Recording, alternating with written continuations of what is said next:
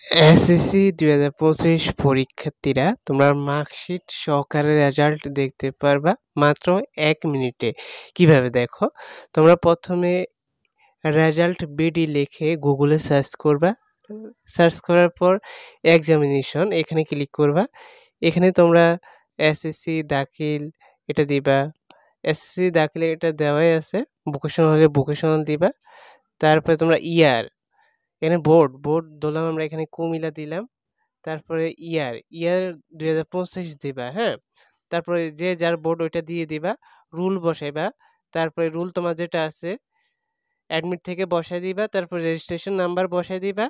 তারপরে হচ্ছে তোমার যে এখানে যে সংখ্যা থাকবে, এখানে যে ২ আর ৫ যোগ করলে 7, তাহলে এখানে 7 বসায় দিবা। 7 বসায় তারপর সাবমিট অপশনে ক্লিক করলে তোমাদের রেজাল্ট ১ মিনিটের মধ্যে চলে আসবে, হ্যাঁ? একটু লোড নিতে পারে কারণ সবাই তো রেজাল্ট চেক করবে। তো এইভাবে তুমি খুব সহজে ১ মিনিটে মাত্র রেজাল্ট দেখতে পাবা। তো সকলে চ্যানেলটি সাবস্ক্রাইব করে রাখবা। আরও কোনো সহজ উপায় পেলে আমরা অবশ্যই ভিডিও দিয়ে দিব। তো যখনই রেজাল্ট প্রকাশিত হবে আমরা ভিডিও দিয়ে দিব। তাই তোমরা চ্যানেলটি সাবস্ক্রাইব করে রাখবা। সাবস্ক্রাইব করে রাখলে নোটিফিকেশন তোমার কাছে চলে যাবে। তুমি সকলের আগে রেজাল্ট দেখতে পাবা। কেমন? দেখো, এই যে আমি তোমাদের দেখাই দিই কীভাবে সার্চ করবা। তাহলে তোমরা এভাবে সার্চ করলে চলে আসবে।